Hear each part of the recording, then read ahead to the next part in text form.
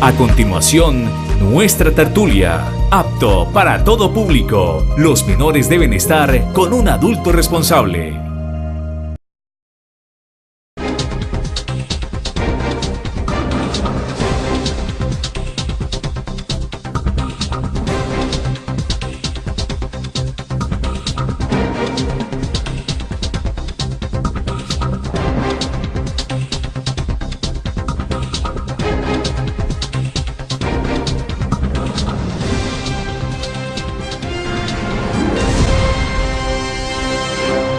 Bienvenidos a nuestra tertulia, el rostro humano de la noticia.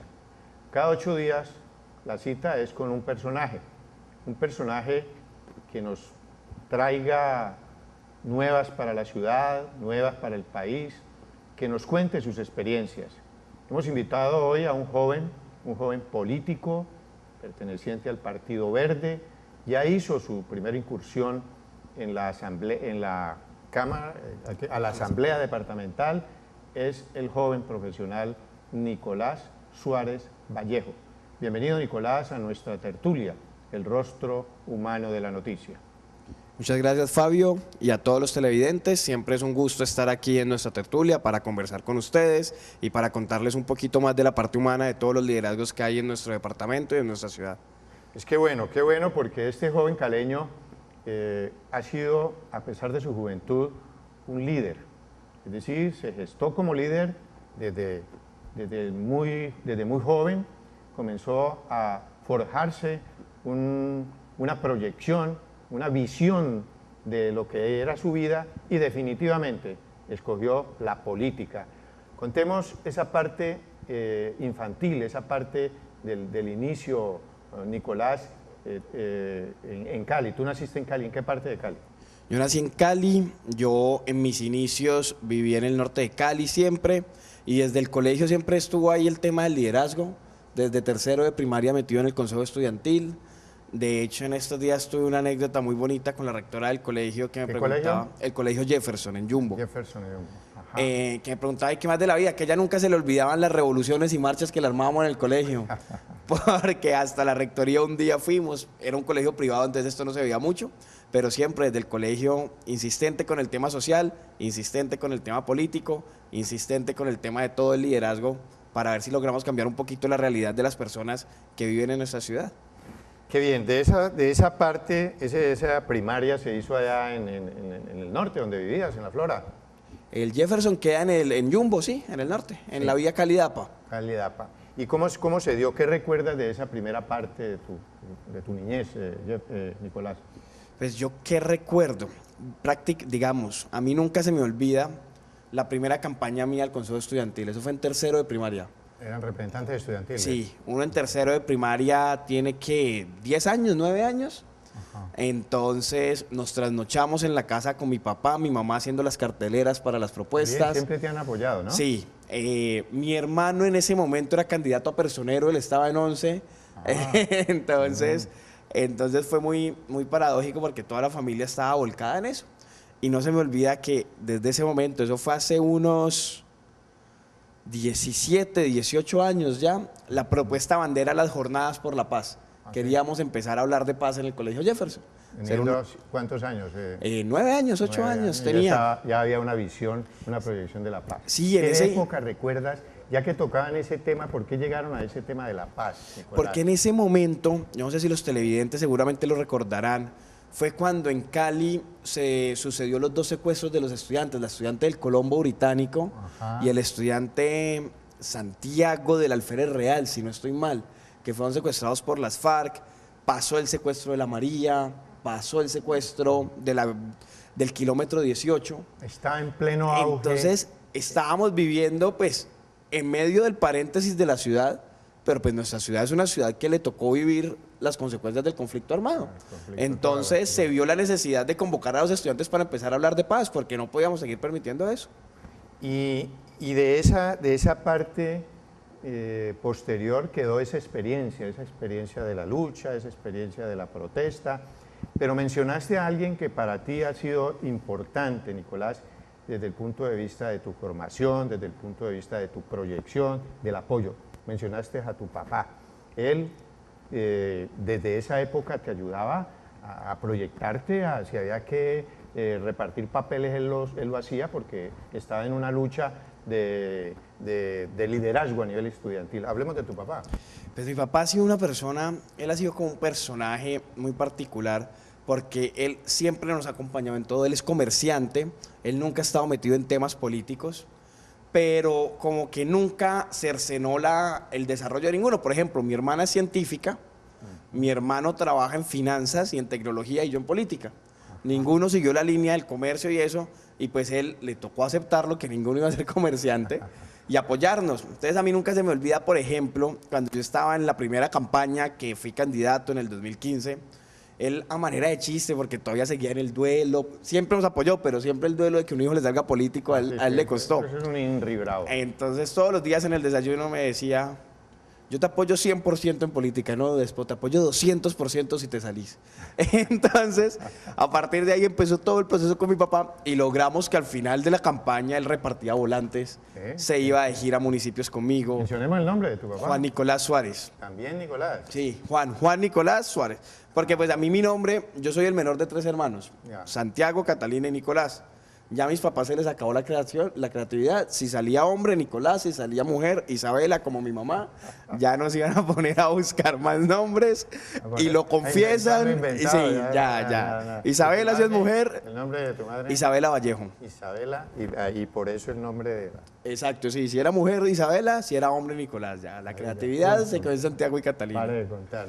Entonces pasas luego, ya terminas tu bachillerato, pasas a la universidad, que es ya como un terreno en el que te encontraste como en tu pleno auge, en tu pleno territorio. ¿Cómo fue ese ingreso a la universidad? ¿En cuál universidad fue?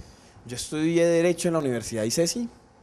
El ingreso a la universidad fue muy chévere porque yo siempre había como resistido el colegio, más no por el colegio, sino que siempre tenía ese tema de que no, hay que dar ya el salto, hay que ya tener un sitio donde me pueda encontrar con gente de toda la ciudad. Uno, por ejemplo, yo crecí en un colegio privado y uno siempre limita mucho sus posibilidades de conocer y de generar empatía y de generar sentir social en ese ambiente que uno se cría. Claro. Entonces, como siempre fui muy inquieto y siempre trataba de apartarme un poquito, haciendo trabajo social y todo, las ganas de entrar a la universidad era precisamente eso, empezar a compartir con gente de toda la ciudad. Y por eso es que en gran parte yo elijo la universidad en la que realicé mis estudios.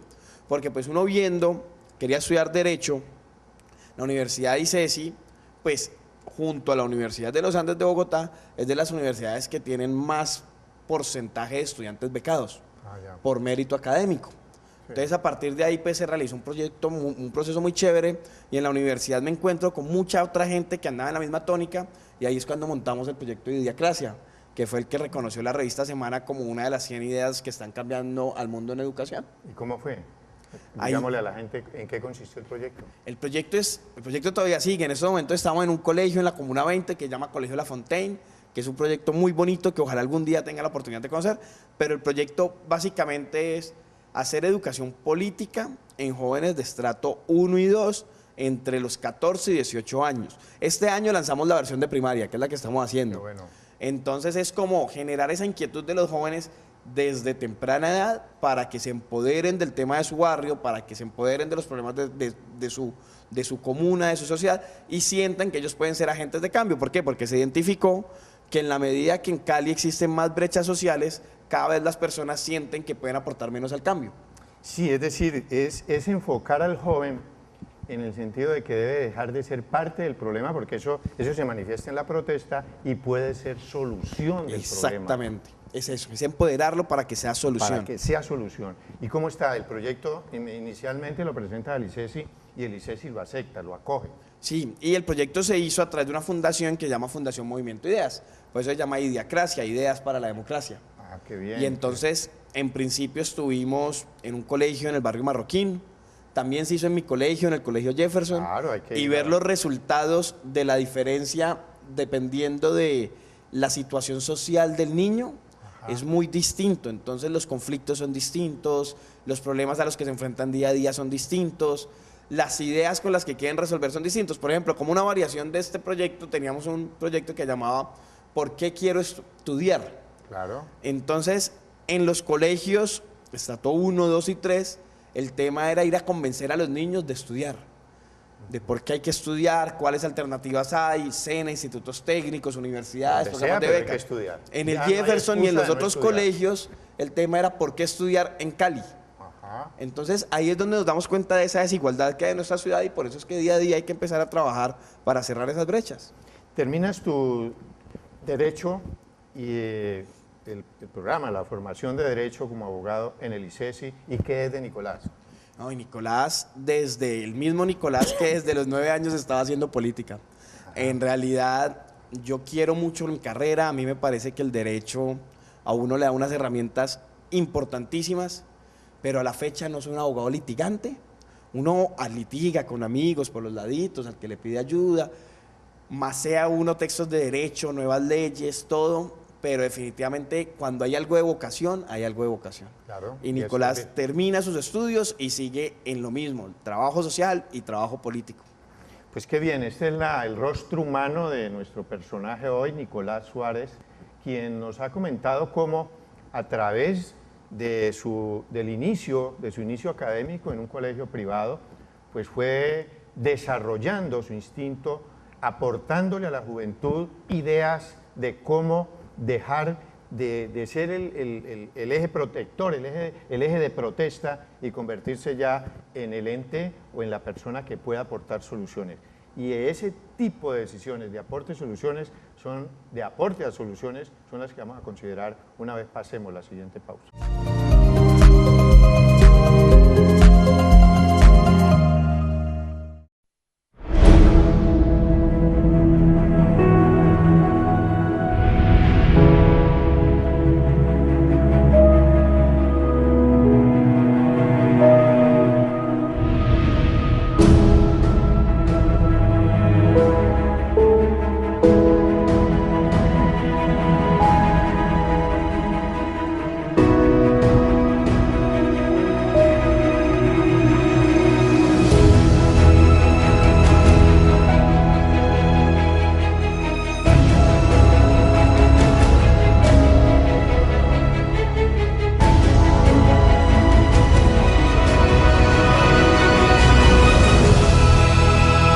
Sí es posible.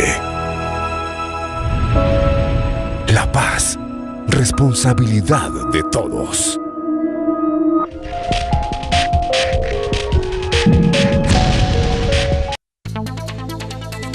Somos Pacífico. Somos Brisa de Farallones. Llevamos el ritmo de la salsa. Y nos encanta el cholao, la mazorca, el pan de bono y el chontaduro. Somos Cali. Somos Cali TV.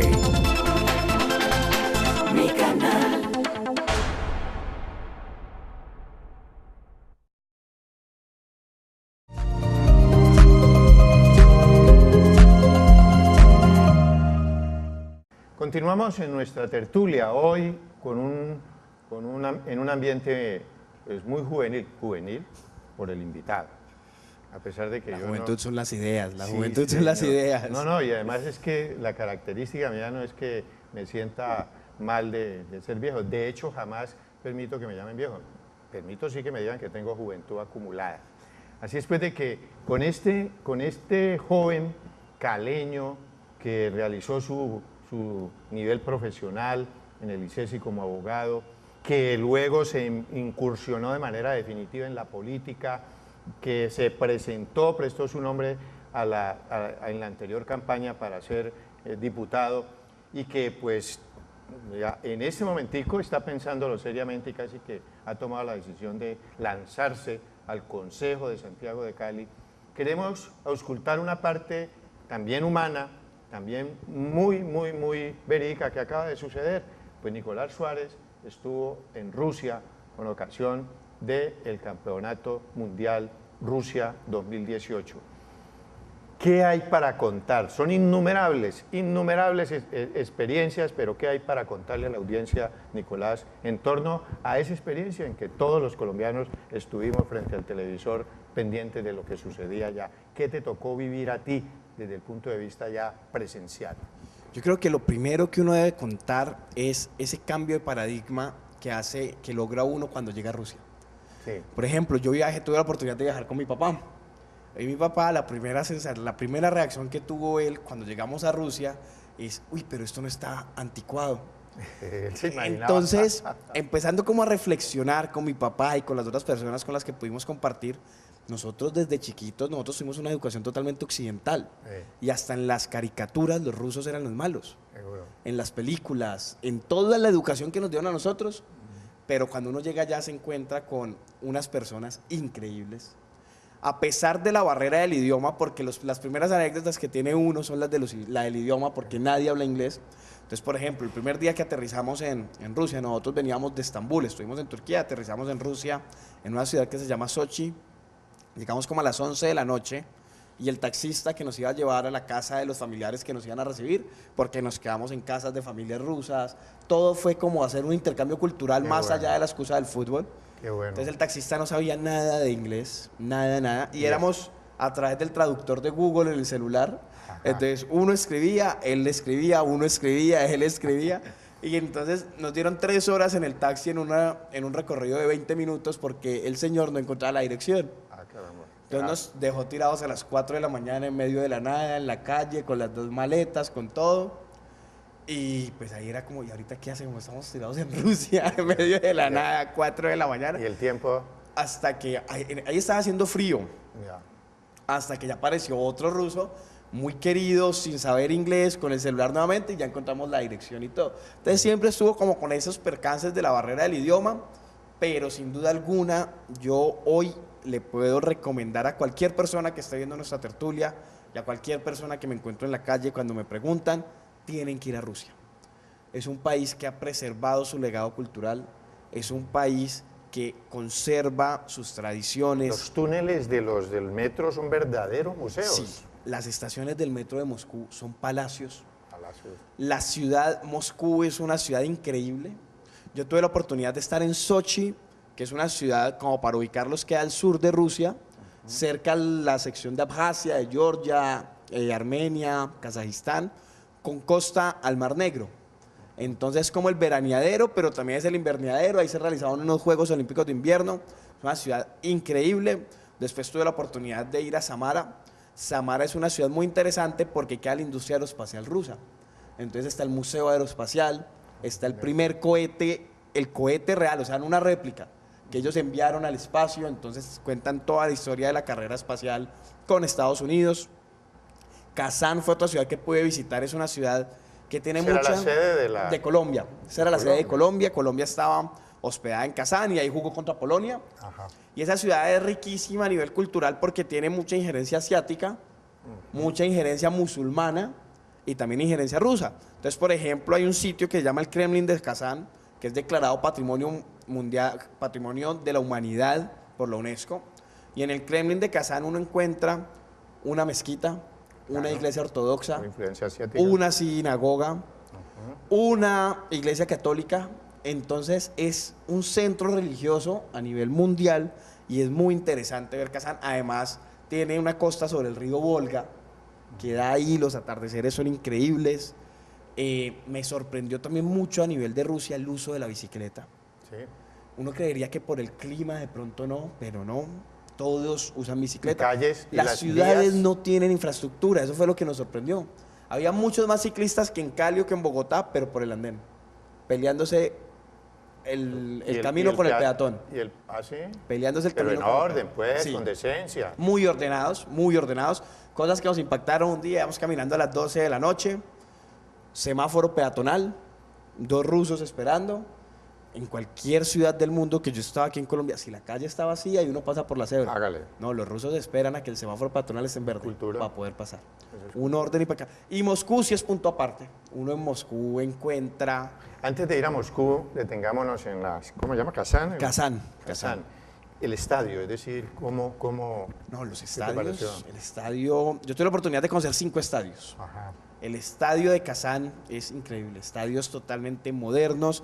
El ambiente de mundial, por ejemplo, los mundiales, además del estadio, hay un espacio de esparcimiento que llaman los FanFest. ¿Al lado? El FIFA FanFest. Generalmente quedan unos 5 o 6 kilómetros del estadio como para mantener el orden. Pero un Y en- espacio abierto. Sí, son pantallas gigantes, espacios abiertos, Ajá. y ahí va gente de todo el mundo. Porque es Ahí todo se el que goza. no tiene boleta para ese partido va, y está pues, en esa claro. ciudad, va para el Y FanFest. estuvo en el Mundial. Y estuvo en el Mundial. Sí, y ahí uno encuentra... Por ejemplo, uno pensando temas de ciudad, ¿por qué no nos pensamos un FanFest como solución al tema del salsódromo? Claro. Transmitirlo en el Parque de las Banderas, con orquestas, y ahí todo el que quiera puede entrar. Sí, Entonces claro. uno tiene que aprender de estas experiencias para solucionar los problemas que tenemos acá. Pero los estadios son otro nivel. El orden, numerado todo, uno encuentra la silla con wifi, restaurantes. Por ejemplo, al interior del estadio se permite el consumo de bebidas alcohólicas. Más Se que todo permite cerveza, solo cerveza. Sí, solo cerveza. Venden cerveza, que es la del patrocinador del mundial. Venden cerveza, pero así todo hay gente que uno ve, lleva 15 vasos de cerveza, pero no se presentan altercados, no se presentan peleas, el orden es impecable, todo el mundo anda como queriendo hacer el intercambio cultural. Uno salía cualquier día con la bandera de Colombia a caminar y todo el mundo Y eso pedía fue foto. inundado, ¿no? Ese Gazán se inundó Sí. definitivamente de colombianos. Y una cosa que a mí me pareció muy positiva, y uno muchas veces como colombiano se olvida como el legado y lo que logran estas figuras, por ejemplo, como James Rodríguez. Sí. Por ejemplo, cuando uno encontraba gente de Kazajistán, de Armenia, de Georgia, veían la bandera de Colombia, le decían uno, James Rodríguez, James Rodríguez. Una Son figura. verdaderos embajadores. Y como tratando de remontarse un poquito a ese pasado oscuro, violento, mucha gente nos decía, nosotros conocíamos antes a Pablo Escobar, ahorita conocemos a James Rodríguez y a Falcao. Qué bueno. Entonces muchas veces nosotros le damos muy duro a esos ídolos Sí. por ese deseo de éxito permanente que tenemos los colombianos, que si no ganamos somos fracasados, pero no reconocemos más cosas.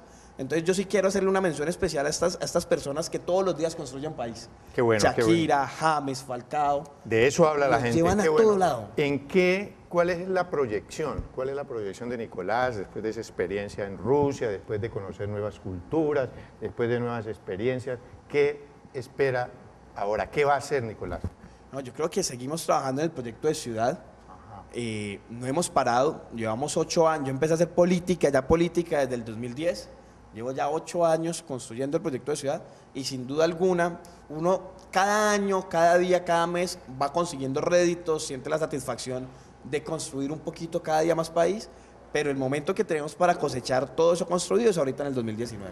Pues en ese mismo puesto donde usted está, una gran amiga nuestra aspiraba a ser representante a la Cámara y ahí mismo, en ese mismo puesto, anunció su candidatura. Nadie en Cali se daba cuenta de eso y aprovechamos el espacio en nuestra tertulia para que ella lanzara su candidatura a la Cámara de Representantes. Hoy es representante a la Cámara y esa silla la está esperando porque el compromiso, y me hace el favor y se lo recuerda mi estimado Nicolás, es venir a anunciar lo que va a hacer, ¿cierto? A rendir Por el cuentas. Valle del Cauca. Sí, señor, lo que va a hacer en el Valle del Cauca. Catalina Ortiz, la silla te está esperando.